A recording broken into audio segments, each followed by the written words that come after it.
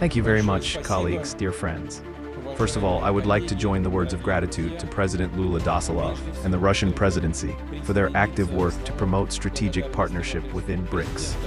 The main thing is that BRICS countries continue to deepen their cooperation in key areas of policy and security, economy and finance, cultural and humanitarian contacts. Our alliance has seriously expanded and includes the leading states of Eurasia, Africa, the Middle East, and Latin America. Together, we truly have enormous political, economic, scientific, technological, and human potential. BRICS countries have not only a third of the Earth's surface area and almost half of the planet's population, but also 40% of the world's economy. According to the IMF, the total GDP, according to the purchasing power parity, has already reached $77 trillion over the past 25 years. By the way, according to this figure, BRICS is significantly superior to some other unions, including Group 7, which has $57 trillion. Year by year, the authority and influence of our union in the world is growing. BRICS has rightly established itself among the key centers of global governance, and the solid voice of our states in supporting the core interests of the global majority is becoming more and more evident in the international arena. BRICS has many like-minded people among the countries of the Global South and the East. They are impressed by the culture of open partnership and cooperation, mutual respect, and mutual understanding. Based on this, at the summit in Kazan, Russia, in October last year, a decision was made to establish a category of state partners of our union to build concrete and practical cooperation with all the countries of interest. There are already 10 such countries today. I would like to stress that the BRICS states represent different models of development, religion, independent civilization, and culture. At the same time, they all stand for equality and good neighborliness, for the priority of traditional values, high ideals of friendship and agreement, and strive to make a significant contribution to ensuring global stability and security, common prosperity and well-being. Undoubtedly, such constructive approaches and such a unifying agenda are in demand in the current difficult geopolitical situation. We all see that there are drastic changes taking place in the world. The past unipolar system of international relations, which served the interests of the so-called Golden Billion, is leaving, and a more just, multipolar world is changing. The process of changing the global economic system continues to gain momentum. All this indicates that the model of liberal globalization is getting out of hand.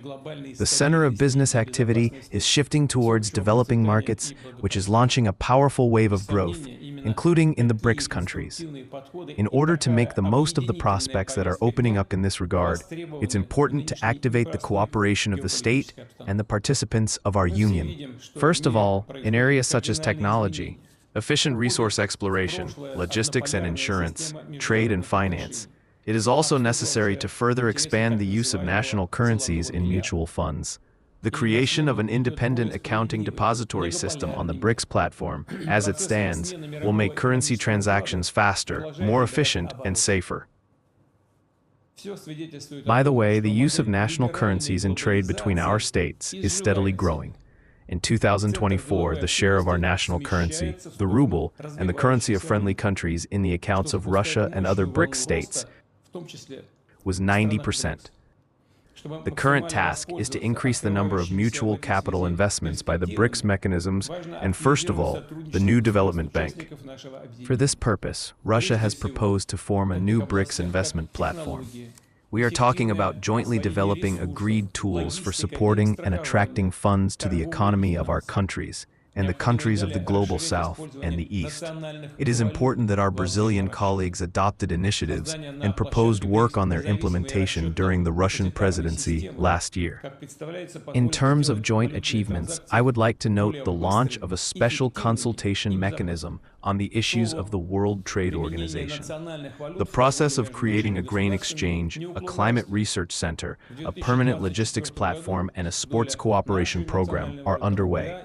I would also like to remind you of other, in our opinion, useful Russian ideas, including the formation of a partnership on the coal markets, an arbitrary investment center, a platform for fair competition, and a permanent tax secretariat within the BRICS framework.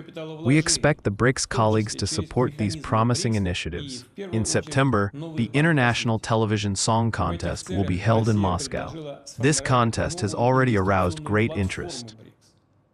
Artists from many BRICS countries and partners of our union have confirmed their participation. Such a large-scale humanitarian project is aimed at promoting universal cultural, family, and spiritual values that divide all our countries. In conclusion, I would like to once again thank the BRICS colleagues for their fruitful and constructive cooperation. We believe that the final declaration of the Rio de Janeiro summit prepared for approval will create a good foundation for our further joint work in the traditional BRICS spirit of continuity and equal cooperation. Thank you for your attention.